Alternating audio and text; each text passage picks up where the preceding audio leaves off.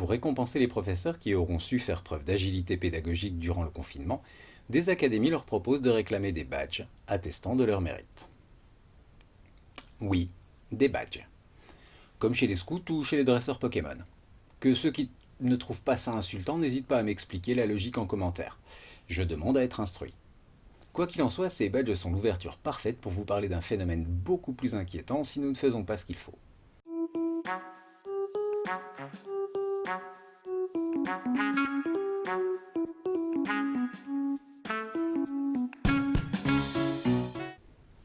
Bonjour à toutes et à tous et bienvenue sur la chaîne YouTube du SNELC.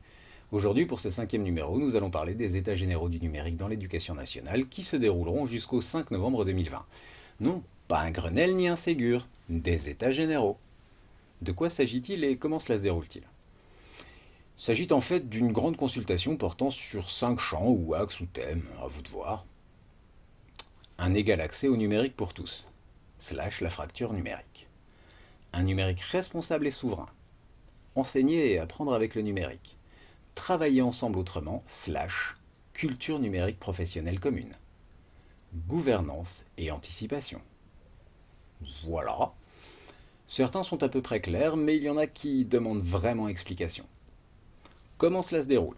Cela se déroule tout d'abord en ligne. Bah oui, logique. Sur une plateforme collaborative où il faut s'inscrire pour ensuite pouvoir s'exprimer. Je mets le lien dans la description de cette vidéo.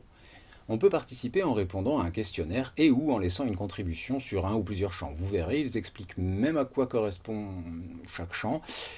Parfois, les liens ont peu de rapport avec l'intitulé, mais je vous laisse découvrir. Après la phase en ligne, il y a des consultations dans les régions, puis une grande messe au Futuroscope de Poitiers.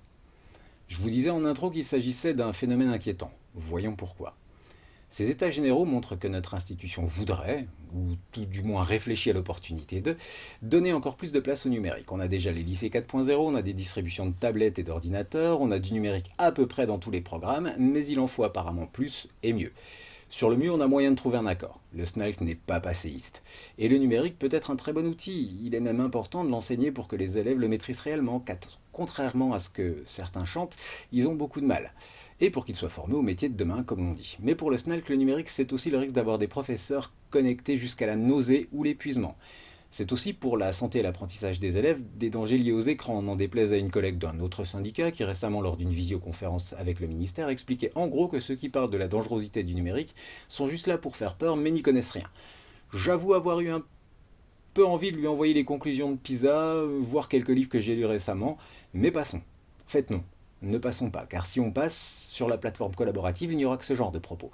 Alors personnellement, je me suis inscrit sur la plateforme collaborative, j'ai même créé un groupe SNELC, je vous mets l'adresse en lien, je vous rappelle, et je ne saurais trop vous encourager à faire comme moi. Une fois que vous êtes inscrit, donnez votre avis, contribuez sur l'un des 5 champs ou plus. Si vous n'arrivez pas à vous inscrire ou si vous ne voulez pas, n'hésitez pas à nous contacter par mail. Je mets l'adresse mail en description aussi en dessous. Dites-nous ce que vous pensez du numérique dans l'enseignement ou exprimez-vous sur les champs de la consultation et on se fait fort de porter votre voix. J'ai presque envie d'ajouter que je compte sur vous. Allez, c'est tout pour aujourd'hui. À la prochaine. Et comme je le dis toujours, si vous avez des commentaires ou des questions, n'hésitez pas à nous contacter ou à mettre des commentaires en dessous de cette vidéo. Si ça vous a plu, mettez-nous des pouces bleus. Et si vous voulez être tenu au courant des vidéos futures, n'hésitez pas à vous abonner.